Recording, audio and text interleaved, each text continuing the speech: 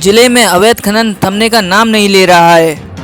गोपालगढ़ के बिजासना गांव में गुरुवार को 75,000 टन वजनी 130 पेटी विस्फोटकों से माफियाओं ने गुरुवार को सुबह पहाड़ में ब्लास्ट किए, जिससे चट्टान खिसकने से 2 डंपर एक पोकलैंड मशीन में आकर उसका मलबा गिरा, जिसमें दबने से 2 लोगों की मौत हो गई। सांसद रंजीता कोली ने मौके पर जाकर मुआयना किया और उन्होंने कहा कि यह अवैध खनन खान विभाग, पुलिस और वन विभाग की मिलीभगत से चल रहा है। आज को उठा रही हूँ और अभी तक आपको पुष्टि नहीं हुई है ये वैध है क्या अवैध है? शर्म आनी चाहिए। शिकायत डाल रखे 1 महीने पहले से ये रहा रिकॉर्ड। नहीं, पुष्टि करते करते मैं लगातार आ रही हूँ और रॉयल्टी ठेकेदारों के साथ और खनन माफियों के साथ इस तरीके के हादसे हो, मतलब इस तरीके से मिलजुल करके काम हो रहा है कि पुलिस मेरे आने से पहले ट्वीट कर देती है ये अवैध है, अवैध है।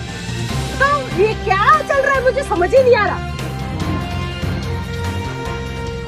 और उनको कितनी देर हो गई? फोन करते हैं भरतपुर माइनिंग ऑफिस कहते हैं आपको क्या पत्ते देख मैंने सारा। अरे ये मिलके नहीं काम हो रहा है इन सबसे। अरे पुलिस के डंडे में इतनी ताकत है पूरा मैं एक बार हो तो जाए कुछ।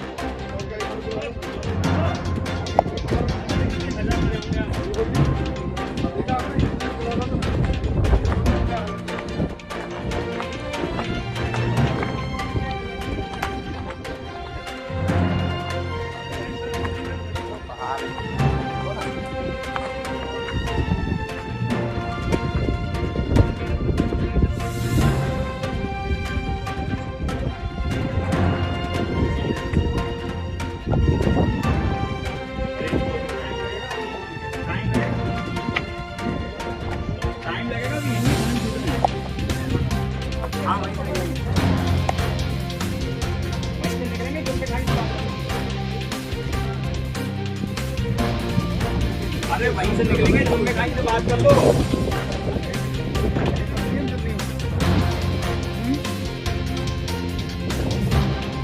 क्या छोड़नी नहीं है कि दो ही लोग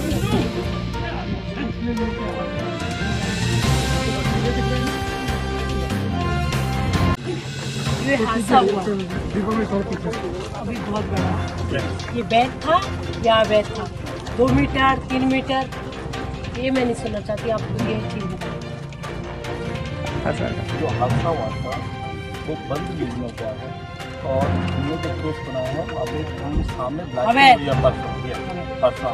उसके बाद जो ट्विटर पे हुआ है जिस तरीके से कि वहाँ पर वैध है, तो ये ट्विटर पहले से ही आप लोगों ने करवा दिया प्लीज। तो मैं ये कहना चाहती हूँ कि इस तरीके से जो ये चल रहा है तो ये आप भी मानते हो कि अवैध है और उसके मानते हो ना ये अवैध है। तो मैं यही पूछना चाहती हूँ कि अवैध है फिर भी मतलब ट्विटर पे पुलिस उसके ऊपर डाल रही है, वो डिपार्टमेंट उसके ऊपर डाल रहा है, ऐसे नहीं चलता। क्योंकि मैं यही कह रही हूँ कि उनके परिवारों से जाकर के पूछिए किस तरीके से वो परिवार अपने रोजी रोटी के लिए भेजते हैं और यहाँ से भरतपुर जिले से क्या होकर जाता है। अवैध में जो ये हादसा हुआ है तो अपने से मैं भी ऊपर बताती हूँ जाके। आप ट्विटर दिखाइए इनको, क्योंकि इनका कहना मैंने पढ़ा नहीं। आप ट्विटर पे देखिए, मतलब पहले से ही ऐसे रास्ते निकाल लेते हैं कि अपने आप के बचाव करने के। अरे साहब मुझे जवाब दीजिए कि पानी किस चीज का है? अच्छा, किस तरीके से आप काम करते हो कि यहाँ एक जो रोजगार की उसमें आता है तलाश में, वो इस तरीके से दब के मर जाता है, उनके परिवार को क्या जवाब देंगे आप? नहीं FIR किस चीज की है? हमारे एमए साहब तो FIR करवा रहे वो अवैध की, आप उस वैध पे ट्विटर पे कर रहे हो कि वो वैध है। और कब तक किसके साथ मिलकर नहीं जनता के साथ खिलवाड़ करोगे? नहीं भरतपुर पुलिस का भरतपुर पुलिस का वो ना ट्विटर है, वो मेरे आने से पहले ट्विटर कर दिया। शूट कर दो। दिखाओ इनको।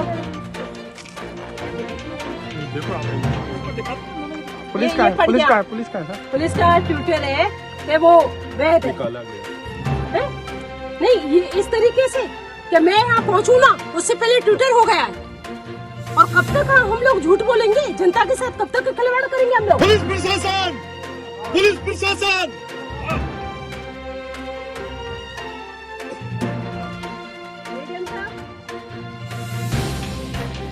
हुआ है वो वैध है या अवैध है, मैं इतना पूछना चाहती हूँ। ये जो हुआ है जो वैध क्षेत्र में हुआ नहीं आपका जो FIR करवाई आपने वो अवैध की कराई। नहीं अवैध, अरे कितना सा दूर है, जो पूरा ही हुआ है उसमें हादसा हुआ है वो अवैध है। और आपको चलो मैं दूसरी बात, डिप्टी इंस्पेक्टर साहब, SP साहब, इधर आइए। आप मुझे बताइए, जो आपका ये पुलिस है, अभी मैं ट्विटर पे पढ़ रही थी कि उसमें बैठने को है, ये मैं ट्विटर पे पढ़ रही थी और ये बैठ करके वो FIR करवा रहे और आपकी पुलिस वाला ट्विटर पे इस तरीके का कर रहे। मैं ट्विटर देखा नहीं, मैं ट्विटर देखेंगे आपको, कब तक किसको गुमराह करोगे? और ये पानी किस तरीके से निकल रहा है? मुझे और खनन माफिया इन सबके साथ मिलकर के जो काम चल रहा है, तो मैं यही कहती हूँ उसको बंद करिए। जैसे किसी का नाम आया था अभी, तो उनके नाम क्या है? भैया था जो भी, कौन नाम नहीं आया था? अभी जो नाम आया है पूरी जनता ने बताया है, सचिन शर्मा, उसके नाम कराइए। और छोटी छोटी मछलियों के नाम क्या कराते हो FIR? तो कौन शख्स है? बड़े मगरमच्छ के नाम कराइए, जिससे कि कहते हैं ना, चोर को क्यों मारो, चोर की माँ को मारो। क्या ऐसा भी पता लगा कि सचिन शर्मा के द्वारा आपको कोई धमकी दी है कि मना भी किया गया था, ऐसा कुछ हुआ था क्या? जिस तरीके से मैं आपको बता दूं, सुबह सुबह ही मेरे पास कॉल आ गया है। MP साहब आपको बताइए, क्योंकि मेरे पास तो पहले भी बहुत बार हमले हो चुके हैं और मेरी आवाज को दबाने की कोशिश की गई है, लेकिन मेरी आवाज जनता की आवाज है। मैं जनता की आवाज उठाती हूँ और हमेशा उठाती रहूंगी, मैं डरने वालों में से नहीं हूँ। ये खनन क्षेत्र में खनन कार्यों को करने के लिए जो ब्लास्टिंग के लिए मटेरियल आता है, तो उसके लिए भी कोई एक्शन है या इन्होंने कोई कार्रवाई की है? नहीं, अगर एक्शन होता तो आज ये हादसा होता? ये हादसा कभी नहीं होता। जो रोजी रोटी के लिए आए वो कभी इस तरीके से जो चट्टान की चट्टानें गिर गई और उनके परिवार सोचते हैं कि हमारे घर के जो परिवार के लोग हैं वो काम करने के लिए जा रहे, रोजी रोटी के लिए जा रहे, लेकिन भरतपुर जिले के अंदर इतना बड़ा खनन माफिया हो रहा है कि वहाँ पर आकर के ये इतना बड़ा हादसा हो गया। और मैं तो आज यहाँ भी आई हूँ और बंसी पाटपुर पे भी मैं तो हमेशा देखती रहती हूँ कि ये बंद हो, जैसे कि हमारे जो परिवार है वो सेफ रह सके। जिस तरीके से यहाँ पर जो अभी हम लोगों ने सबने चेक करा था, चट्टान की चट्टानें हो गई है, एक बहुत बड़ा हादसा हो गया और बाहर से आए हुए लोगों की मृत्यु हो गई। तो इस बात को लेकर के मैंने दौरा करा है और उसमें मैंने सबसे बड़ी बात मैं आपको बता दूं कि पुलिस ने ट्वीट करके कर दिया कि वो बैन है।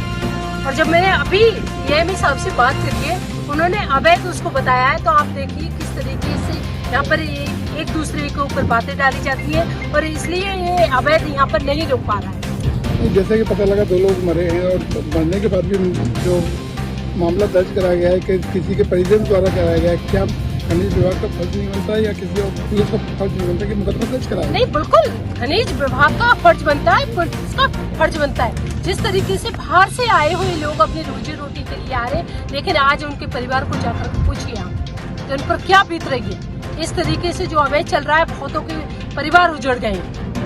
जैसे कि पता लगा कि यहाँ पर ये खनन माफिया का जो सरगना है वो कौन पाया गया, उसके खिलाफ क्या कार्रवाई कर रहे हैं? जिस तरीके से मैं कह सकती हूँ कि अभी आपने भी देखा है कि खनन विभाग वाले जो कि AME साहब है वो इसको अवैध बता रहे हैं और पुलिस प्रशासन इसको वैध बता रही है। जो रॉयल्टी ठेकेदार है और खनन माफिया, इन सबके साथ मिलकर के जो काम चल रहा है, तो मैं यही कहती हूँ उसको बंद। गोपालगढ़ में जो अभी पहाड़ गिरा है उसको देखने के लिए हम लोग आए हुए हैं और जिस तरीके से मैंने देखा है वहाँ पर कि 2 ही लोगों को बताया जा रहा है, लेकिन ग्रामीण लोगों को कहना है कि इसका मलबा हटाया जाए और उसमें जो दबे हुए लोग हैं उनको निकाला जाए, क्योंकि उनके परिवार तक उनको पहुंचाया जाए। तो मैं माननीय मुख्यमंत्री जी आपसे विनती करती हूँ कि इस मलबे को हटा करके और उनको निकाला जाए, क्योंकि यहाँ के जो राजनेता है और यहाँ के जो खनन माफिया है, रॉयल्टी वाले हैं, वो इसको लीपापोती करके नहीं है और इस मैटर को बिल्कुल ही खत्म कर देंगे। और जो लोग उसमें दबे हुए उनके परिवार तक पता भी नहीं चलेगा कि किस किस परिवार से यहाँ पर लोग काम करने आए थे और उनके परिवार तक उन लोगों को पहुँचाया जाए। इसलिए मैं यही कहना चाहूंगी माननीय मुख्यमंत्री जी आपसे विनती करके कि जो ग्रामीण लोगों की मांग है वो मेरी भी मांग है कि इस मलबे को हटा करके और उसको देख करके कि यहाँ पर और कितने लोग दबकर मरे हैं। तो मैं